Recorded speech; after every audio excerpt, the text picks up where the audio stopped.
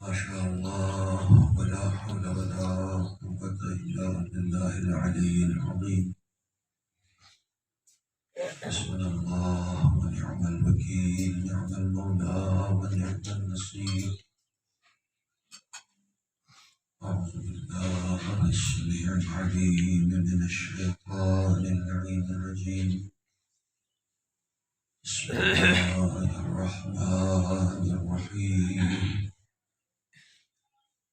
الحمد لله الذي جازي كل صانع ورايشع كل قانع وراحم كل فانع ومنزل المنافع والكتاب الجامع بالنور الساطع وهو للدعوات سامع وللقربات دافع وللدرجات رافع وللجبابرة قامع فلا إله غيره ولا شيء يعدله. ليس كمثله شيء وهو السميع البصير اللطيف الخبير وهو على كل شيء قدير. الصلاة والسلام والتحية والإكرام على السيد الأنام الذي سمي في السماء أحمد وفي الأرض أبي القاسم محمد. صل على محمد وآل محمد وعلى أهل بيته الطيبين الطاهرين المعصومين المظلومين الذين أذهب الله عنهم الرجس وطهرهم تطهيرا. اللهم صل على محمد وآل محمد. القائمة الباقية على أعدائهم وغاصب حقوقهم ومنجلي فضائلهم أجمعين. أما بعد، فقد قال الله الحكيم في القرآن الكريم: بسم الله الرحمن الرحيم. وآتاكم من كل ما سألتموه وإن تعدوا نعمة الله لا تحصوها إن الإنسان لظلوم كفار. صدق الله العلي العظيم. اللهم صل على محمد وآل محمد.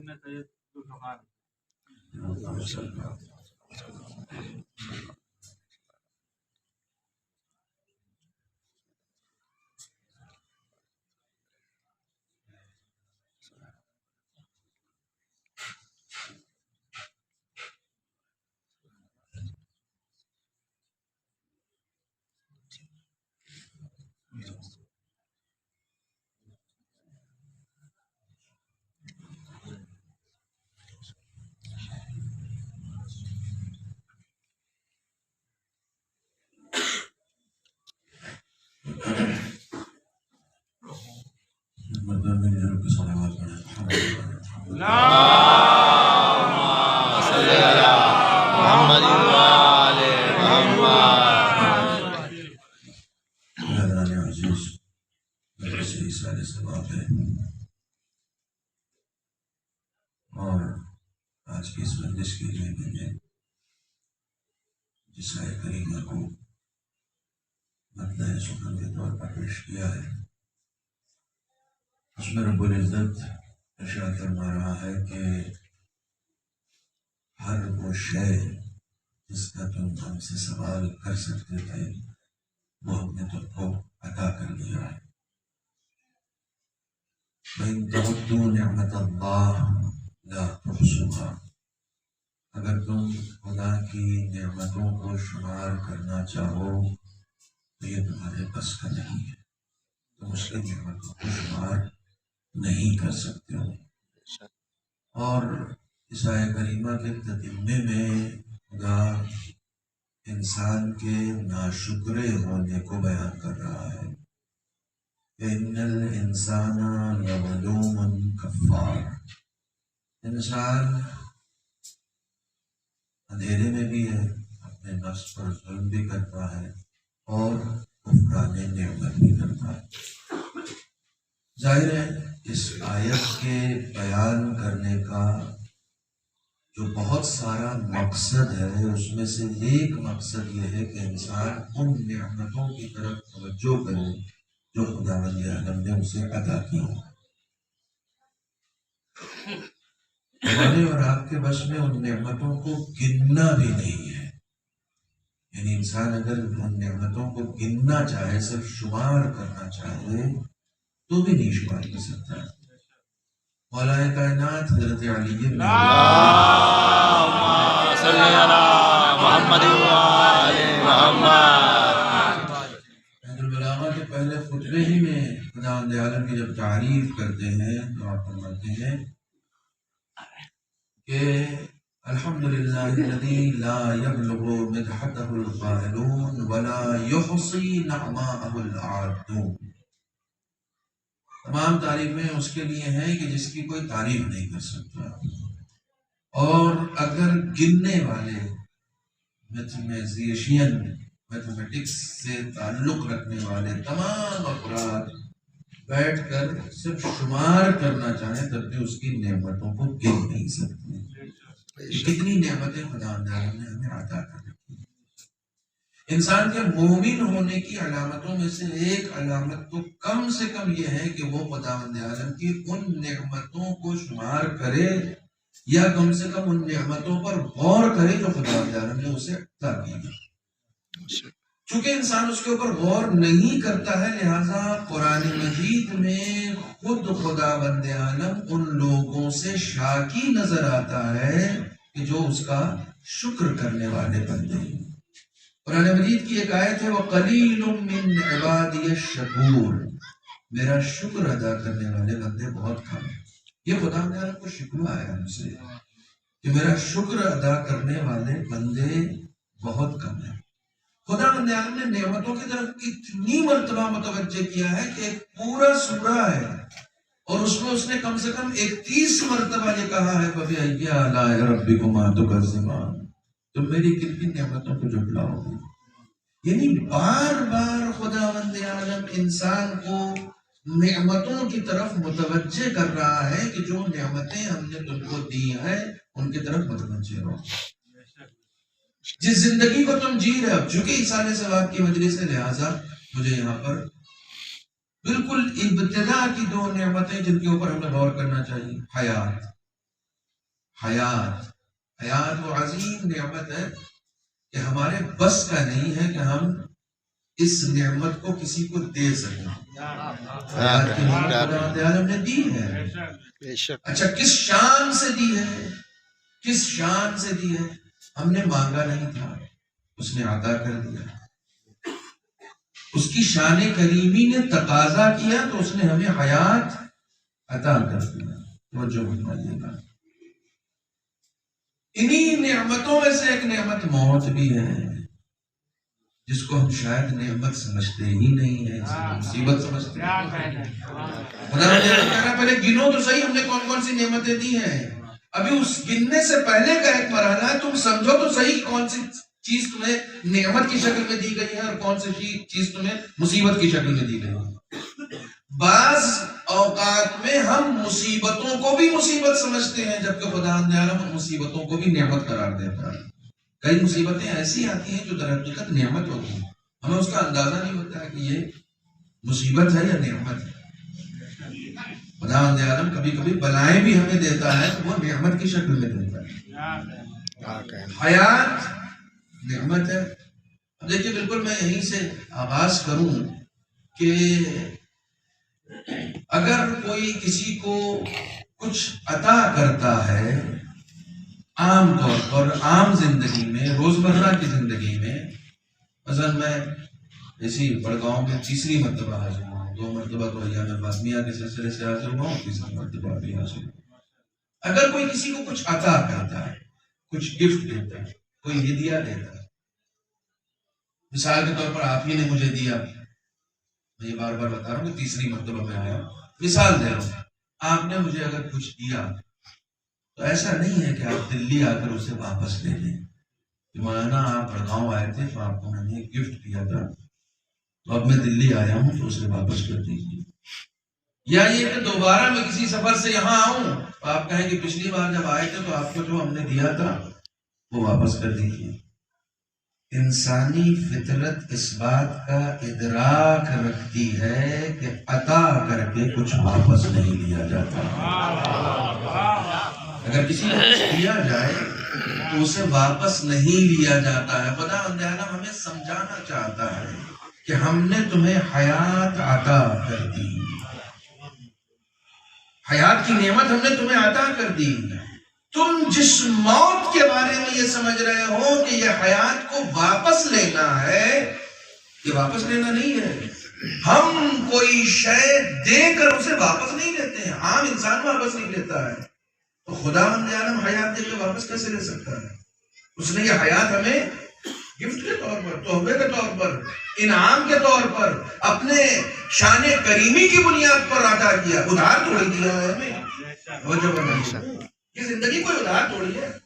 کیا ہم مانگنے گئے تھے خدا بند عالم سے؟ جب ہم تھے ہی نہیں تو مانگتے کیا؟ اس نے ہمیں عطا کیا، یہ لو زندگی رکھو. عام انسان کچھ دے کے واپس نہیں لیتا تو خدا کہاں سے واپس لے لے گا؟ اس تصور کو سمجھنے کی کوشش کریں.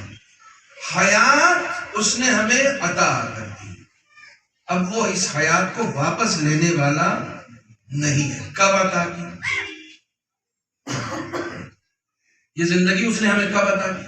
آپ کے یہاں آج بچہ پیدا ہو رہا ہے تو آج نہیں عطا کی.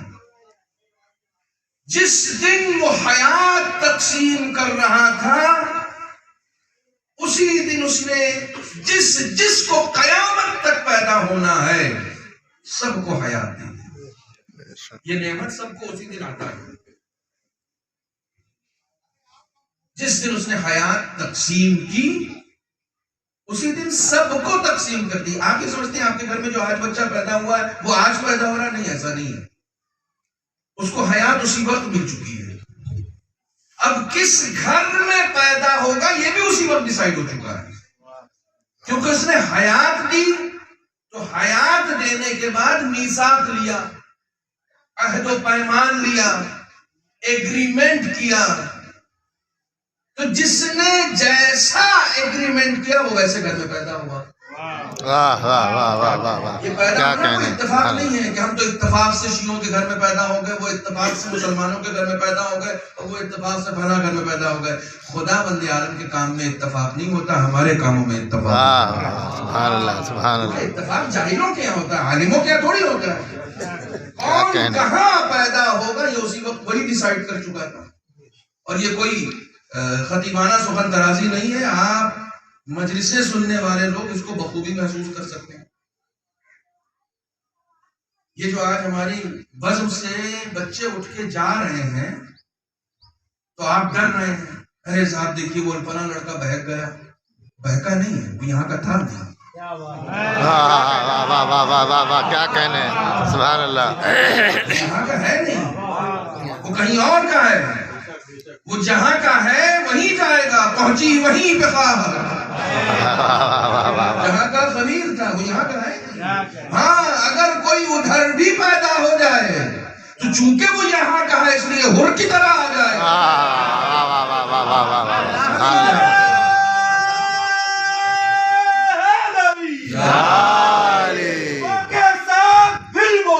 علی مولا علی مولا فلک بولا علی مولا علی مولا. کیونکہ وہ وہاں کا ہے نہیں، وہاں رکے گا نہیں. خدا بند عالم کا نظام کیلکولیٹڈ ہے. کیلکولیٹڈ ہے، کس کو کہاں پیدا ہونا ہے یہ بھی اس نے میثاق لے کے طے کر لیا ہے۔ جب اقرار لیا تو کچھ لوگ توحید تک ساتھ رہے، کچھ لوگ نبوت تک ساتھ رہے، کچھ لوگ امامت تک ساتھ رہے، کچھ لوگ امامت میں بھی چھٹے درجے تک ساتھ رہے۔ کیا کہنے، جو جہاں تک ساتھ رہا ہے وہی پیدا ہو رہا ہے، ایسا نہیں ہے کہ یہ اتفاق ہے۔ آپ اگر یہاں پیدا ہوئے ہیں تو یہ اتفاق نہیں ہے، چونکہ آپ نے وہاں اقرار کیا ہے کہ ہم آخری زمانے میں انتظار بھی کریں گے، یہاں تک ہم ساتھ رہیں گے۔ چونکہ آپ نے اقرار کیا ہے اس لیے آپ اس گھر میں پیدا ہوئے ہیں۔ خدا بند عالم اس لیے پیدا کر رہا ہے کیونکہ اقرار کر چکے ہو، اب ثابت کر کے دکھاؤ۔ کیونکہ میثاق دے چکے ہو، تم عہد کر چکے ہو، ایگریمنٹ کر چکے ہو، اب ثابت کر کے دکھاؤ، ثابت قدم رہ کر دکھاؤ۔ تو یہ اتفاق نہیں ہے۔ سب سے پہلی بات یہ کہ کس کو کہاں پیدا ہونا، یہ سب کیلکولیٹڈ ہے۔ جس نے جیسا عہد و پیما کیا ہے وہ وہیں پیدا ہوگا۔ حیات دے دی اس نے کہ اب جینا ہے تم جی کر دکھاؤ۔ توجہ فرمائیں۔ اور ہم اس دنیا میں آ کے کہتے ہیں کہ خالی ہاتھ آئے تھے، خالی ہاتھ جانا ہے۔ اب نعمتوں کو یاد کرنے کا وقت ہے۔ یہ مسئلہ صحیح ہے یا غلط ہے؟ دنیا کے بڑے جھوٹ میں سے ایک جھوٹ یہ ہے کہ خالی ہاتھ آئے، آپ خالی ہاتھ آئے۔ جو شخص یہ کہہ رہا ہے کہ خالی ہاتھ آئے تھے، جس زبان سے کہہ رہا وہ زبان بھی وہیں سے لے کے آئے۔ واہ کیا بات، واہ واہ واہ واہ واہ واہ واہ واہ واہ، سبحان اللہ۔ جس زبان سے کہہ رہا وہ زبان بھی وہاں سے لے کر آیا۔ توجہ فرمائیں، جس ذہن میں یہ بات آئی ہے وہ ذہن بھی وہیں سے لے کر آیا ہے۔ جس دنیا میں یہ بات کہہ رہا ہے اس دنیا میں اس دنیا کا خالق بھی وہی ہے۔ یہ تو ہو ہی نہیں سکتا کہ وہ آپ کو، اچھا چونکہ پہلا کلیہ غلط ہے اس لیے دوسرا کلیہ بھی غلط ہی ہونا ہے کہ خالی ہاتھ آئے تھے تو خالی ہاتھ جانا بھی۔ اچھا کس نے آپ سے کہہ دیا کہ خالی ہاتھ جانا ہے؟ دم ہے کسی میں کہ قبر میں خالی ہاتھ جا کے دکھا دیں؟ قبر میں جاتے ہی فرشتے پوچھیں گے کیا لائے؟ آپ کہیں خالی ہاتھ ہے، اچھا اس لیے بھی آپ اس دوسرے تصور کو سمجھیں نا کہ اگر کوئی واقعی دنیا سے خالی ہاتھ چلا گیا خدا کی بارگاہ میں تو کیا خدا اسے قبول کر لے گا؟ کہ خالی ہاتھ، واہ واہ کیا کہنا تم خالی ہاتھ ہے، ماشاء اللہ۔ اچھا یہ ہو سکتا ہے کہ وہ بھرے ہوئے ہاتھ کے ساتھ بلائے اور یہاں خالی ہاتھ بھیجیں؟ یہ بھی نہیں ہو سکتا۔ آپ بچے کو بھیجیں کہ جاؤ سودا لے کے آؤ، اور جب بچہ بازار سے آئے تو آپ پوچھیں لائے، فوراً پلٹ کے کہا پیسہ دیا تھا۔ پہلے آپ ہاتھ بھریے۔ کیا کہنے، واہ واہ واہ واہ واہ واہ واہ واہ واہ واہ واہ واہ واہ۔ اس کا مطلب یہ کہ دونوں کلیہ غلط ہے کہ خالی ہاتھ آئے تھے اور خالی ہاتھ۔ اگر آپ بچے کو خالی ہاتھ بازار بھیجیں گے وہ بھی خالی ہاتھ ہے، اگر آپ پیسے دے کر بھیجیں گے ظاہر سی بات ہے وہ جھولا بھر کے آئے گا۔ تو اس کا مطلب یہ ہے کہ نہ آپ کو خالی ہاتھ بھیجنا ہے نہ اس کو وہاں سے خالی ہاتھ آنا ہے، نہ آپ کو محشر میں خالی ہاتھ جانا ہے، نہ خدا کو آپ کی دنیا میں خالی ہاتھ بھیجنے والا ہے۔ خالی ہاتھ بھیجنے والا، اچھا جو نعمت ہے وہ نعمت ہے کیا جسے آپ نعمت نہیں سمجھ رہے لیکن وہ نعمت کے طور پر دے رہا ہے؟ ٹھیک ہے، ہم نعمتوں کو صرف مال و زر میں دیکھتے ہیں، نعمتوں کو صرف مان کر کے جملہ میں کہہ دو جہاں جہاں تک بات پہنچ جائے، ہم نعمتیں سمجھتے ہی اس کو ہیں جو دوسروں کو ملی ہیں۔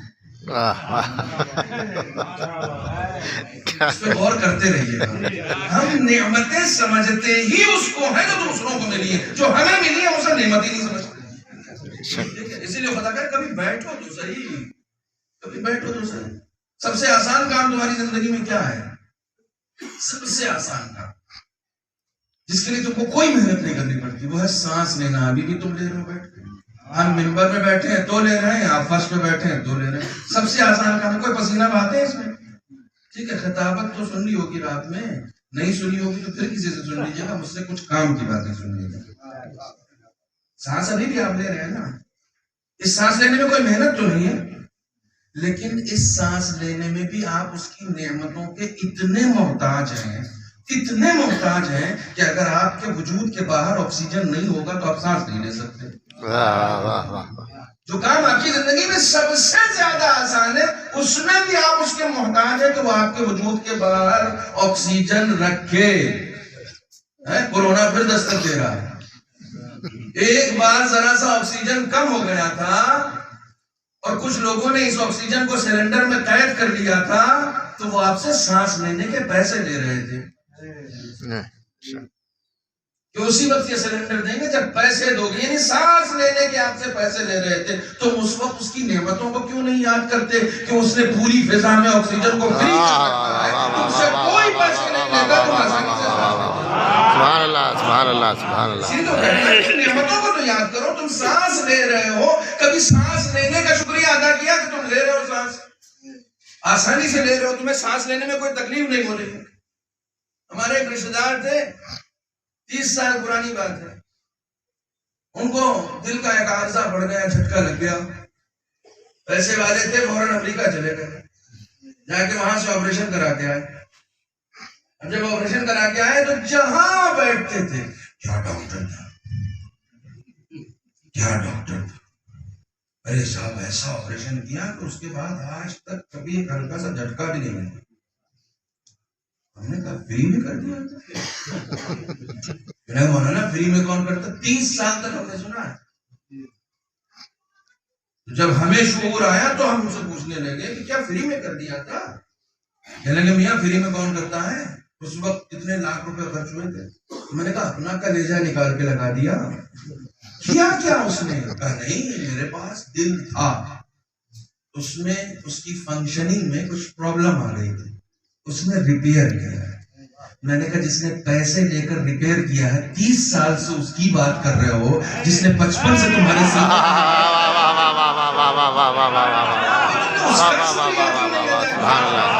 حالات بگڑ جاتے ہیں تب شکریہ ادا ہوتا ہے, حالات سدھرے رہتے ہیں تو شکریہ ادا نہیں. سبحان اللہ سبحان فری میں دے رکھا, اس کا شکریہ ادا کرو. کیا کہنے میں, تم مصیبتوں میں شکریہ ادا کرنا سیکھ جاتے ہو, وہ چاہتا ہے نعمتوں میں میرا شکریہ ادا. صلوات بر محمد صلی اللہ محمد پیدا اس لیے کیا تاکہ ہم اس کی نعمتوں کو اوپر غور کریں, اس کا شکریہ ادا کریں, اس کا شکریہ ادا کریں. کتنی نعمتیں اس نے ہمیں دے رکھی ہیں. حیات مانگنے نہیں گئے تھے, دیکھیں نعمت ہے, نعمت کی قدر نہیں کرو گے تو خداوند عالم اس نعمت کو بدل دے گا. نحن قدرنا بینکم الموت, سورہ واقعہ, اور سورہ واقعہ میں کی فضیلت کے لیے اتنا کافی ہے کہ چھٹے امام فرماتے ہیں کہ اگر کوئی شخص رات میں سونے سے پہلے سورہ واقعہ کی تلاوت شب جمعہ میں کر لے, شب جمعہ کی شرط کم سے کم شب جمعہ میں سونے سے پہلے سورہ واقعہ کی تلاوت کر لے تو خداوند عالم مرنے کے بعد اسے اصحاب امیر المومنین میں شمار کرے گا. سبحان اللہ سبحان اللہ سبحان اللہ. اللہم صلی علی محمد وآل محمد. نحن قدرنا بینکم الموت, ہم نے تمہارے درمیان موت کو پیدا کیا ہے موت کو. بھائی موت وحشت کی چیز نہیں ہے, موت ڈرنے کی چیز نہیں ہے, موت نتیجے کا دن ہے. ٹھیک ہے, میں حیات کے اوپر تھوڑی سی بات کروں پھر موت پہ آتا ہوں. یہ دو ہی نعمت کے اوپر آج ذکر کرنا, باقی تو پھر نعمتوں کے اوپر بات کرنے کے لیے اشرے ناکافی ہے. حیات کی نعمت خدا نے بڑی عظیم دی, نہ خالی ہاتھ بھیجا تھا, نہ خالی ہاتھ آپ کو وہاں جانا ہے. آپ نعمت نہیں سمجھ رہے. اور ابھی میں نے مثال دی ایک دل کے عارضے کی. مثال کے طور پر آپ کے پاس بہت پیسہ ہے, موجودہ دور کے اڈانی ہیں, آج کل پیسے کی مثال ایسے ہی دی جائے گی کہ جس کے پاس ایک دم سے پیسہ آ گیا, ٹھیک ہے, اور آپ کو دل کا کوئی عارضہ پڑ گیا, آپ گئے 40s میں دلی کا بڑا مشہور ہاسپٹل ہے خاص طور سے ہارٹ کے لیے, آپ اس میں ایڈمٹ ہوئے. ڈاکٹر سے کہا کہ پیسے کی فکر مت کیجیے گا, پیسے بہت ہیں میرے پاس. تو ڈاکٹر نے کہا کہ کیا دے سکتے ہیں؟ کہا اپنا سب کچھ دے سکتا ہوں. کہا مجھے بچانا کیا ہے؟ کہا یہ جان بچا لیجیے ہماری, دولت ہم ساری لٹا دیں گے. یہ بچا کیا رہا ہے اور لٹا کیا رہا ہے؟ تو جو ہمارے یہ ڈاکٹر سے کیا بچانے کے لیے کہہ رہا ہے اور کیا لٹانے کے لیے کہہ رہا ہے. جس کو آپ نعمت سمجھتے ہیں اسے یہ لٹانے کو تیار ہے. جسے آپ نعمت سمجھتے ہی نہیں ہیں کہہ رہا ہے اس کو بچا لیجیے. اس کا مطلب اصلی نعمت تو وہ ہے جو تم وہاں سے لے کر آئے ہو. یہ تو لٹا رہے ہو، یہ تمہاری یہاں کی کمائی ہے. جو بچا رہے ہو وہاں سے لے کر آئے ہو. تو نعمت وہ نہیں ہے جو تم نے کمایا ہے، نعمت وہ ہے جو خدا نے دیا ہے. اس کے لیے تو تم سب کچھ لوٹانے کو تیار ہو گئے کہ نہیں یہ بچ جائے. تو یہ تو تم وہاں سے لے کے آئے، پھر کیوں کہہ رہے ہو خالی آتا ہے؟ اتنی بڑی نعمت حیات لے کر آئے ہو، کہہ رہے ہو خالی آتا ہے. نعمت حیات خداوند عالم نے یہ عظیم نعمت ہمیں عطا کی ہے اور ہم سے یہ کہا ہے کہ اب یہ تم کو دے دی، تم رکھو اپنے پاس. میں نے ایک جملہ بالکل آغاز میں کہا تھا کہ یہ نعمت اس نے اسی وقت دے دی جس وقت بانٹنا، سب کو بانٹنا. میرے باپ کو بھی اسی وقت ملی ہے جس وقت مجھے ملی ہے. ایک ہی وقت میں دونوں کو نعمت حیات ملی ہے. حیات کی جگہ دونوں کی الگ ہے. کوئی صلب قدر میں جی رہا ہے، کوئی رحم مادر میں جی رہا ہے، کوئی عالم دنیا میں جی رہا ہے، کوئی برزخ میں جی رہا ہے، کوئی قبر میں جی رہا ہے. جی سب رہے کیونکہ اس نے حیات دی ہے. اگر حیات کا تصور ختم ہو جائے گا تو جزا و سزا کے معنی بیکار ہو جائے گا. بے شک. پتہ نہیں شاید میرا جملہ نہیں ہو. اگر حیات کا تصور ختم ہو جائے گا تو جزا و سزا کی کیا معنی ہے؟ جزا اور سزا مردے کے لیے نہیں ہے، اس کے لیے تو زندہ ہو. زندہ ہوگا تبھی تو جزا پائے گا، زندہ ہوگا تبھی تو سزا پائے گا. اس کا مطلب حیات اس نے دے دی ہے، واپس نہیں لے رہا ہے. یہ تم ہو جو اتنے نادار ہو کہ جب زندگی کے اسٹینڈرڈ کی بات کرتے ہو تو ایک مکان بڑگاؤں میں ہو، ایک الہ آباد میں ہو اور ایک فلیٹ تو کم سے کم دلی میں ہو. تم جب اسٹینڈرڈ کی بات کرتے ہو تو صرف یہی کے اسٹینڈرڈ کی بات کرتے ہو. تمہاری زندگی اتنی سی تھوڑی ہے کہ یہاں کے بعد الہ آباد اور الہ آباد کے بعد دلی ختم ہو گئی. یہ زندگی نہیں ہے، یہ زندگی کا ایک حصہ ہے جو تم یہاں گزار رہے ہو. تو جب اسٹینڈرڈ کی فکر کر رہے ہو تو صرف یہاں کے اسٹینڈرڈ کی کیوں؟ اس کے بعد کی بھی زندگی ہے، اس کے اسٹینڈرڈ کی فکر بھی تمہیں کو کرنی پڑے گی. اور میں نے کہا کہ میں تیسری مرتبہ آیا ہوں اور تیسری مرتبہ آنے کے بعد بھی میں وہیں ٹھہرا ہوں جہاں پہلی مرتبہ آیا تھا. توجہ کیجیے گا، میں جب دلی سے چلا ہوں تو مجھے یہ فکر نہیں تھی کہ یار رکوں گا کہاں. توجہ، میں کہاں رکوں گا؟ سردی کا زمانہ ہے، لحاف لے کے چلوں، بستر لے کے چلوں، کمبل لے کے چلوں. یہ مجھے فکر نہیں، کیوں نہیں ہوئی؟ بہت آرام سے سنیے گا جیسے سن رہے ہیں. یہ مجھے فکر نہیں، کیوں نہیں ہوئی؟ کیونکہ جہاں میں جا رہا ہوں وہاں ایک میزبان ہے. جب کوئی کہیں جاتا ہے اور کسی کو کوئی بلاتا ہے، میں خود تو نہیں آیا ہوں. ایک ایک لفظ پر توجہ دیجیے گا، میں یہاں خود تو نہیں آیا ہوں، مجھے بلایا گیا ہے. جب کوئی کسی کو کہیں بھی بلاتا ہے یا بھیجتا ہے تو اس کی ساری ذمہ داری خود اٹھاتا ہے. بے شک بے شک بے شک. آپ کسی کو کہیں بھیجیں گے تو بھی یہ لو کرایہ، جاؤ وہاں اتنے دن رہنا، یہ کام کرنا، یہ کام کر کے واپس آ جاؤ. کسی کو کہیں سے بلائیں گے، شیبو کیا نے تو مجھے ٹکٹ بھیجا ہے، میں نے تھوڑی کرایا. آپ بلا رہے ہیں، آپ بلا رہے ہیں تو ساری ذمہ داری کس کی ہے؟ آپ کی. نہ میں بستر لے کر آ رہا ہوں، نہ میں یہاں آ کے کرایہ کا کمرہ ڈھونڈ رہا ہوں کہ کہاں رکوں، نہ میں یہاں آ کے ناشتہ ڈھونڈ رہا ہوں، نہ میں چائے پانی ڈھونڈ رہا ہوں. سب کچھ مہیا ہے کیونکہ ایک بلانے والا ہے. جب بلانے والا کہیں بلاتا ہے تو ساری ذمہ داری اٹھا لیتا ہے. اس سے زیادہ آسان جب بلانے والا کسی کو کہیں بلاتا ہے تو اس کی ساری ذمہ داری اٹھا لیتا ہے. کیوں اٹھا رہا ہے؟ کیوں اٹھا رہا ہے؟ یہ بھی ریزن اٹھا کر، کیونکہ اس نے کسی مقصد کے تحت بلایا ہے. میرے ساتھ اس نے کسی مقصد کے تحت بلایا ہے. یہاں اس کے بلانے کا ایک مقصد ہے، بے ہدف نہیں بلایا.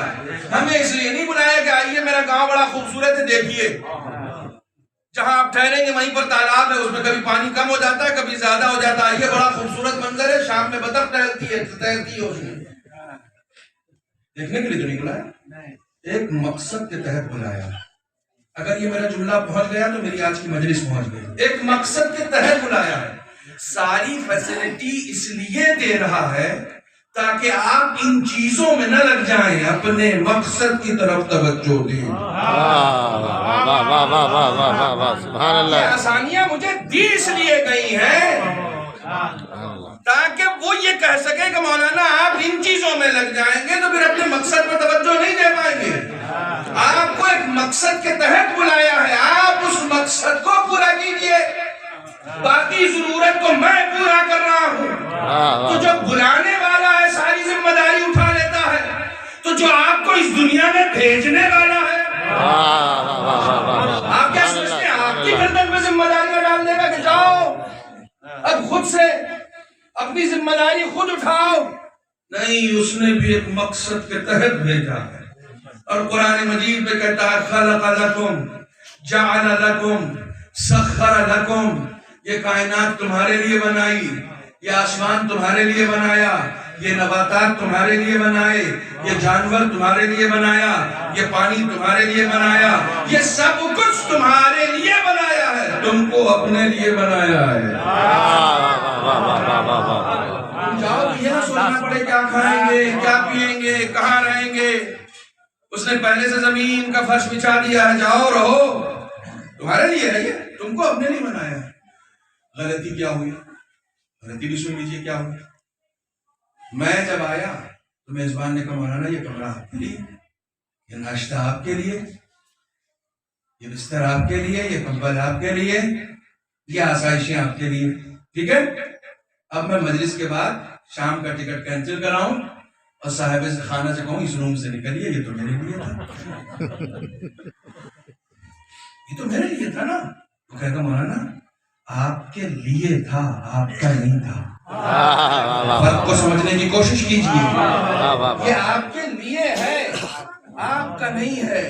جیسے میں ٹکٹ کینسل کرا کے اس روم پہ اگر قبضہ کرنا چاہوں تو دنیا مجھے نادان سمجھے گی. میں اس کو اگر اپنا سمجھنے لگوں تو دنیا مجھے نادان سمجھنے لگے گی کہ یہ تمہارے لیے ہے، تمہارا نہیں ہے. تمہارا گھر وہی ہے جہاں سے تم آئے ہو،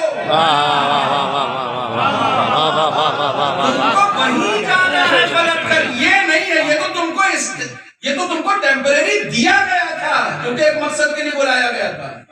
دنیا میں یہی غلطی ہم کر رہے ہیں.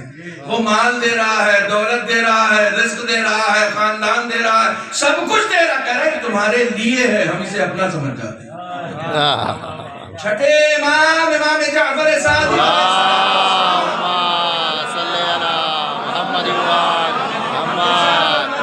جب ان سے پوچھا گیا مولا مومن کی علامتوں میں سے چند علامتوں کا ذکر کیجئے تو سب سے پہلی علامت کا جو ذکر آپ نے کیا ہے وہ یہ ہے کہ مومن وہ ہوتا ہے جو اپنی کسی چیز کو اپنا نہیں سمجھتا. کیا بات ہے، اپنی کسی چیز کو اپنا. آپ کی جیب میں پیسہ ہو کس کا ہے؟ پڑوسی کا ہو نہ ہو لیکن آپ کا نہیں ہے. آپ کا نہیں ہے، جس نے دیا اس کا ہے، خدا نے دیا. بے شک خدا نے دیا. میں نے ایسے ایسے لوگ دیکھے ہیں ماشاءاللہ سے دلی میں اللہ نے بڑی عزت عطا کر دی، بنگلہ خرید لیا. مولانا بس 500 روپیہ لے کے آئے تھے دلی. یہ جو آپ دیکھ رہے ہیں سب اپنی محنت ہے. ایسے لوگوں کو جہنم میں منہ کے بل ڈالا جائے. یہ کہتے ہیں نا اپنی محنت ہے، خدا کے کرم کو بھول گئے. سب کو اپنی محنت سمجھ رہے ہو تم. رزق میں برکت ہم نے دی تھی، تم یہ سمجھ رہے تھے کہ بازوؤں کے بل پہ کمایا تھا. اگر دیکھو ڈاکٹر کبیسائی صاحب ایک بڑا اچھا حسین جملہ کہا کرتے تھے کہ اگر ہارڈ ورک سے پیسہ کمایا جاتا تو سب سے زیادہ پیسے والے مزدور ہوتے. سب سے زیادہ کوئی ہارڈ ورک نہیں کرتا. رزق اللہ دیتا ہے، جس کو جتنا دینا چاہتا ہے دیتا ہے. اس معاملے میں کبھی غرور مت کیا کرو.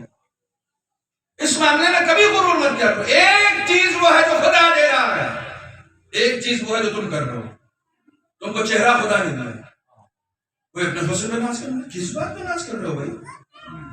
یہ تم نے پینسل لے کے بنایا ہے اپنا چہرہ؟ کس بات پہ ناز کر رہے ہو؟ کسی کو گورا پیدا کر دیا وہ ناز کر رہا ہے؟ یہ تمہارا حسن اپنا، تمہاری جوانی اپنی ہے، تمہارا مال اپنا ہے۔ ایک جملہ کہہ رہا ہوں، جو اس جملے کی تہ تک پہنچ جائے میرے ساتھ چلے گا۔ حسن تمہارا اپنا ہوتا تو کبھی زائل نہیں ہوتا،